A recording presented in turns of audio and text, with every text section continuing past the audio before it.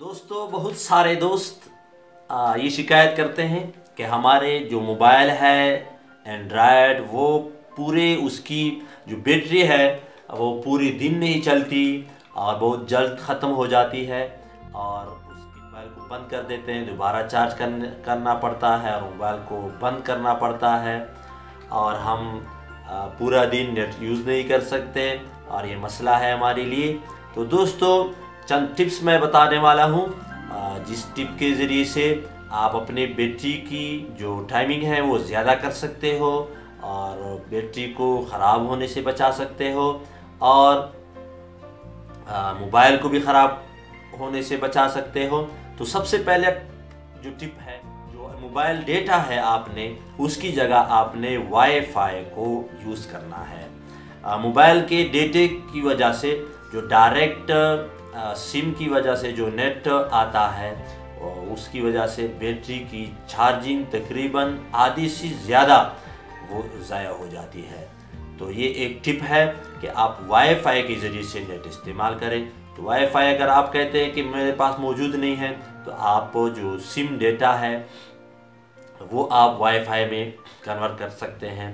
जो यूएसबी है 3G की या 4G की, ज़ोन की भी है, टेलीनॉर की भी है। जैसे ये टेलीनॉर की यूएसबी है, इससे में आप सिम डाल के फिर आप वाईफाई इस पर फिर 5 आदमी एक वक्त में इसको यूज़ कर सकते हैं। तो ये वाईफाई से कनेक्ट आप कर सकते हैं। इसमें सिम डाल के यहाँ इसकी सिम की जगह होती है और ये फ्रेंचाइज से मिलती है, सिर्फ टेलीनॉर की भी मिलती है और ऐसी प्राइवेट मिलती है। उसमें आप हर नेटवर्क का सिम डाल सकते हैं, ऐसी भी है, जोन की भी अलग है। और ये आप या इस चार्जर में डाल के तो आप इस्तेमाल कर सकते हैं। ये 5 वाट निकालता है तो ये भी 5 वाट लेता है। तो इसके ज़रिए से आप बेशक बहुत आसानी से यूज़ कर सकते हैं। इसको वहाँ डाल के यूपीएस में या बिजली में डाल के फिर आप यूज़ कर सकते हैं पासवर्ड के ज़रिए से। इसकी सेटिंग है, आप सेटिंग बहुत आसान है, पासवर्ड है, नेम है, आप देंगे तो हो जाएगा। और आप इसमें बैटरी के चार्जर से भी या पावर बैंक में भी डाल सकते हैं। ये भी 5 वोल्ट निकालता है, तो इसके ज़रिए से आप इसको यूज़ कर सकते हो और ये ऑन हो। तो ये एक टिप है बैटरी को बचाने का। तकरीबन आधी बैटरी आप इसके ज़रिए से बचा सकते हैं। और दूसरा टिप ये है, मोबाइल की जो ब्राइटनेस है उसको आपने कम रखना है। जो लाइट है स्क्रीन का, इसकी वजह से इतनी बैटरी ज़ाया हो जाती है और आंखें भी ख़राब हो जाती हैं। तो आप अगर रात को या ऐसे कमरे के अंदर इस्तेमाल करें मोबाइल को तो उसकी ब्राइटनेस को आप कम रखें।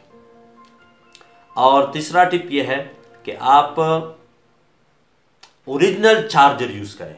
जो आपका ओरिजिनल चार्जर है वो जो मोबाइल कंपनी का आया हुआ है वो यूज़ करें या जो भी हो, लेकिन ऐसा ना हो जैसे छोटे मोबाइल का आप नोकिया के सादा मोबाइल का आप एंड्रॉयड को लगा दें, एंड्रॉयड फ़ोन को, तो वो तो छोटा है और वो 3 वोल्ट निकालता है और आपके मोबाइल 5 वोल्ट लेता है। तो आपकी बैटरी बहुत ज़्यादा टाइमिंग में चार्ज होगी और जो वो लेता है वो नहीं पहुंचेगी, तो आपकी बैटरी फुल होने में ज़्यादा वक्त लेगी।